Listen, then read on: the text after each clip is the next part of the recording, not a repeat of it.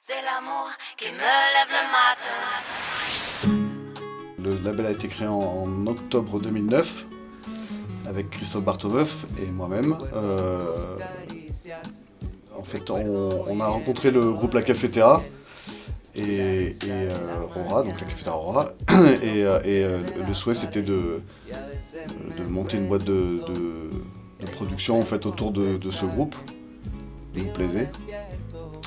Voilà, et après c'était aussi un rêve personnel que de monter un label et produire des groupes. On revendiquait le fait de produire des groupes en milieu rural, donc green, vert et piste d'enregistrement. Donc aujourd'hui, Green Piste, en fait, c'est comme ce qu'on peut appeler du 360 degrés. On est vraiment à la base de la production d'un album jusqu'à la sortie, jusqu'à la diffusion, la tournée des artistes, la promotion, etc. Jusqu'en 2019, c'était beaucoup d'autofinancement. Enfin, on se finance. En fait, ce que je disais justement, c'est que les tournées, c'est ce qui, entre guillemets, fait vivre la structure et fait vivre le projet. Et le côté label, c'est ce qui fait perdre de l'argent à la structure.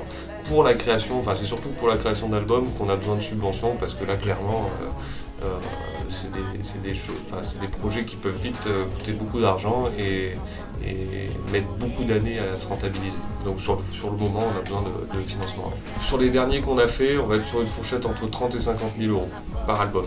Le budget d'un album est divisé en 3 grosses parties. Les salaires des artistes, le budget de l'enregistrement, mastering, création des visuels, et les frais de structure, etc.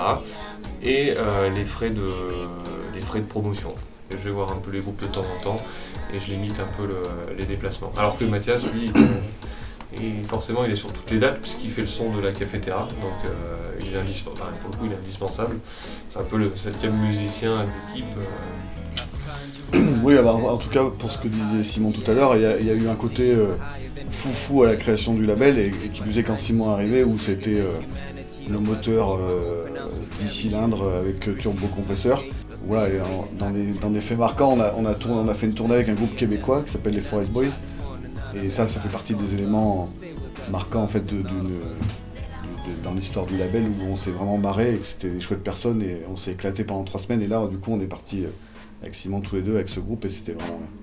Alors, on est dans un milieu de rencontres, de réseau, il y a des festivals, des salons, on rencontre des personnes super qui deviennent des copains.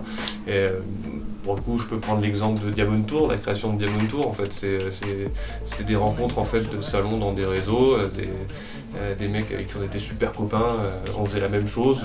Et puis aujourd'hui, on a monté une structure ensemble qui est donc Diamond Tour, qui est une boîte de tours entre le Jura et l'Auvergne, qui rassemble nos deux structures, nos artistes. Et voilà, du coup, c'est les rencontres en fait, c'est ça les événements marquants. Là, on sort l'EP de Lupo, donc qui est un groupe chanson électro plutôt côté Bretagne. Et donc là, on sort un premier EP en fait pour préparer une sortie d'album sur 2023. Le groupe en gros a quelques belles dates à venir. Donc voilà, là en gros sur le côté disque, on est sur cette sortie-là. Qui t'insulte.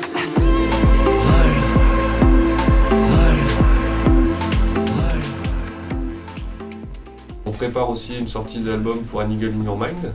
Donc là, ils ont enregistré au studio il n'y a pas si longtemps que ça. Donc on est en train de préparer tout ce qui est visuel, la rencontre avec les attachés de presse, les financements et tout ça. Total, donc c'est vrai que sur 2023, on a deux sorties d'albums. Et après, actu en gros, c'est tournée à gogo. Là en ce moment, ça gaze plutôt bien. Enfin, il y a une belle reprise de tournée, donc c'est chouette. La Cafetera a sorti un album en 2021, donc il y a pas mal de dates à venir. Et il y a Alcabaya qui a juste un nombre hallucinant de dates sur l'été. Je sais pas si on n'est pas à 30 ou 40 dates entre maintenant et la fin de l'été. Donc voilà, du coup pas mal de choses en perspective. Ouais. C'est une passion avant tout en fait. Nous tous, c'est ce qui nous anime, et tout le boulot qu'on fait, c'est pour la petite.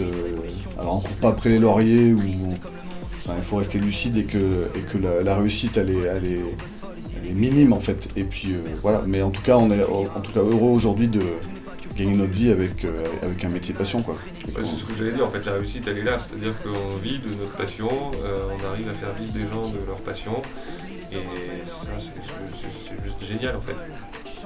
Danse mon ami gorge braise, danse, renverse l'horizon. par les détours interdits.